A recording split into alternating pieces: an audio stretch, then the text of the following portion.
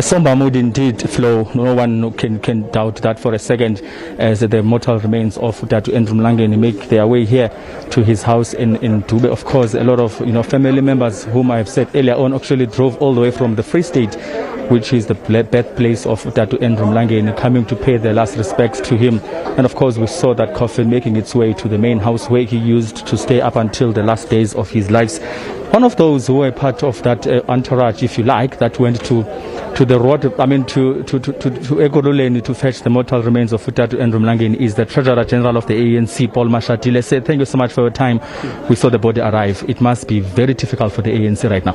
It is indeed very difficult for us, but we are strong because Datu Mlangeni left us a good legacy of service to the people, and that's what we need to emulate. So we bid farewell to him today. We honor him as a man who spent his entire life in the service of poor people of this country. He was a teacher to us.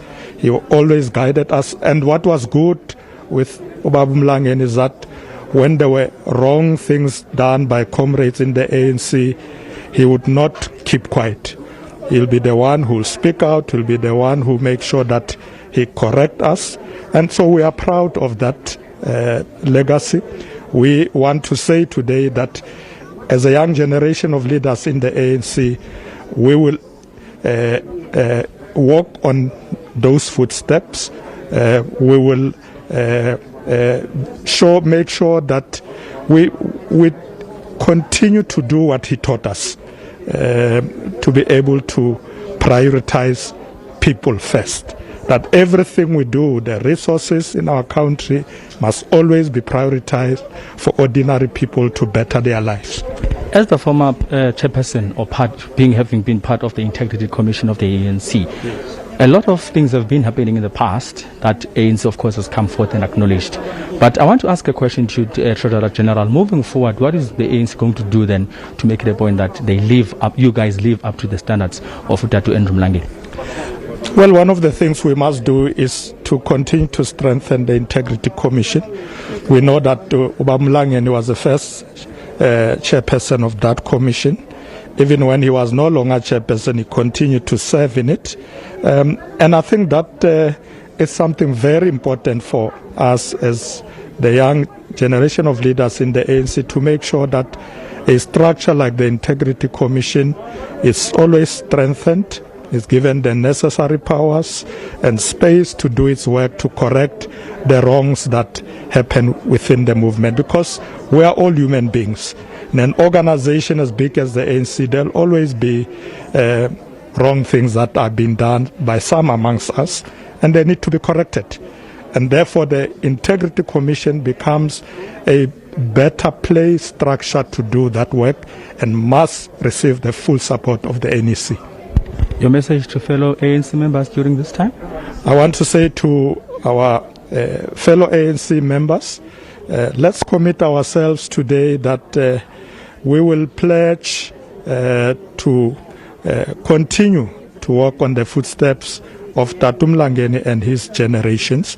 Let us pledge that we will not do anything that will betray their legacy, what they stood for, what they did for this country.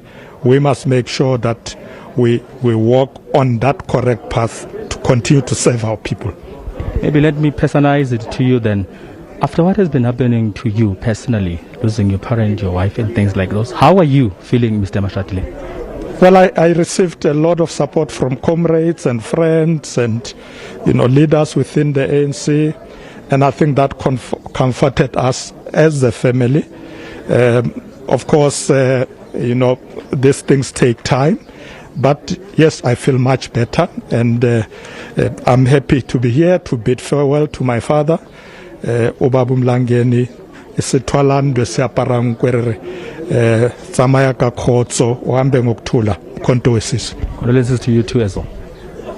Thank you so much. That was the TG, Treasurer General of the ANC, that Andrew, Mr. Paul Mashatile. The flow, of course, you can hear that it's really indeed a tough moment for the party, for the ANC having to go through what they're going through right now. And of course, we know that from now on, the body viewing, of course, did start at around 4 o'clock this afternoon because the body had arrived earlier on. So they're saying that as the ANC, they are going to spend some time here at the Mlangeni household until the late hours through the night. And then, of course, tomorrow morning, they are back here at 6 o'clock to resume with tomorrow's program, which will resume here at his house. And then, of course, the procession will leave for the UJ campus of the University of Johannesburg, which is where the funeral service of Utata Andrew Mlangeni will take place, and subsequently will be buried at the Roodepoort Cemetery tomorrow in the afternoon. Flo? All right, Abongile, thanks very much. And I think that display of humanity you just displayed there is very, very important and very much a part of what we stand for here at SABC News. So thank you very much to you in the manner of care you've taken with this broadcast. We will continue to cover the story, no doubt, and should we find time, we'll certainly catch up with you again. Abongile Dumako in Soweto for SABC News there outside the home of struggle stalwart Andrew Mlangeni. Of course, we heard there from Paul Mashatile, and he spoke about, of course, Andrew Mlangeni being part of the initial ANC's Integrity Commission, which is quite apt, isn't it? As we've heard throughout that he was a man who really didn't stand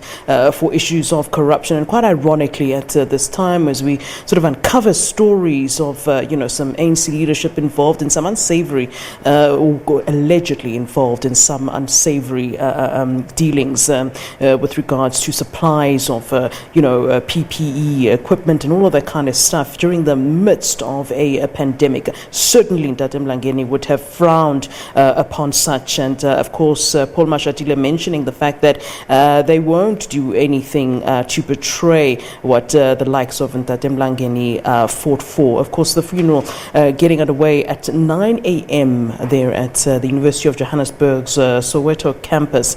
That's where people can pay their last respects. But the proceedings will start, of course, very early at 6 a.m. tomorrow for the family. And my understanding, of course, is that there will be a viewing, as is usually done with African families, where there will be a viewing of the body just before it is then taken there to Johannesburg, the University of Johannesburg, Soweto campus. So, and very ideal, of course, that it would have been at the University of Johannesburg. He was a man who stood very much for education and a man of Soweto. So how quite apt that it should be at that particular venue.